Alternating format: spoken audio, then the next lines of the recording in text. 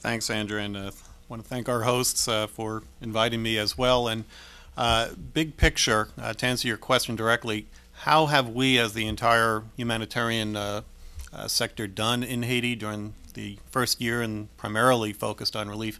I would give us a good grade of a B to a B plus. And big picture, I'd like to just try to put things in context, and I'll do my best to avoid facts and figures because they lose impact after a while. But Haiti, of course, occupies half of the island of Hispaniola.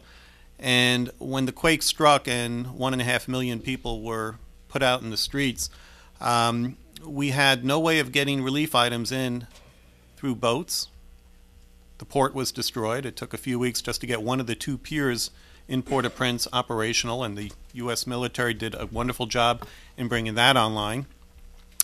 The airport has one runway, and that very quickly was brought up to 170% of capacity. In fact, in the early days, what you would see when you go there is there was no free space on the tarmac. Planes were literally being diverted to the Dominican Republic, which shares the island with Haiti, because they ran out of space on the tarmac to offload. The roads into Port-au-Prince, never good to begin with, quickly got deeply rutted from heavy trucks carrying relief supplies in from the Dominican Republic, and what I'm told took about 8 hours travel time over the island pre-quake quickly became 16 to 18 hours. And humanitarian organizations such as mine, we're fond of talking about context. Try to imagine in the American situation, the island, the borough of Manhattan, it's an island. And it has roughly 1.5 million people living there. And picture everyone in Manhattan rendered homeless. And all the bridges are down. All the tunnels are down except one or two. The Port of New York and the Port of Newark, New Jersey closed. JFK Airport closed. Newark Airport closed. LaGuardia Airport closed except for one runway. And that's the situation we all faced on January 13th, the day after. So in 1 year, the reason I give collectively a high grade for all of us is in 1 year, we managed to put 1.5 million people under the barest of minimums of housing, usually tarps, in some cases tents. We have provided, as you have heard, clean water. The Red Cross alone is providing over 300,000 people every day with clean, drinkable water. We've managed to avoid mass starvation in a country where hunger, as you heard, was very commonplace.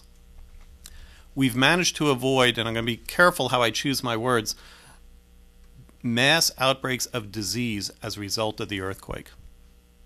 The Centers for Disease Control will tell you that cholera is not the result of the earthquake.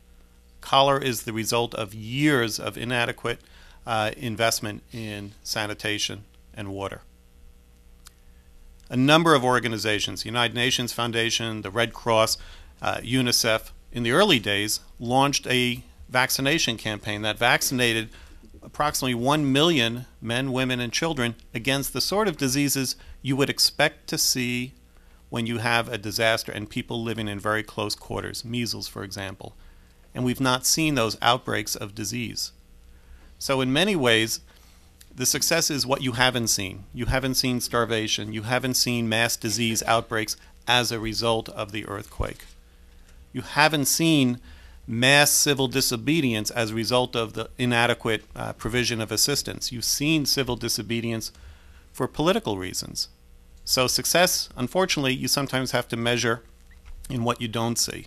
And so I think 1 year later, in relief, it is largely successful. And now, as we are continuing to do relief, we have to start moving towards recovery, which is a far more complicated, far more difficult path than relief. So I think overall, Andrew, to answer your question, I've seen a very good response, but we have many miles to go.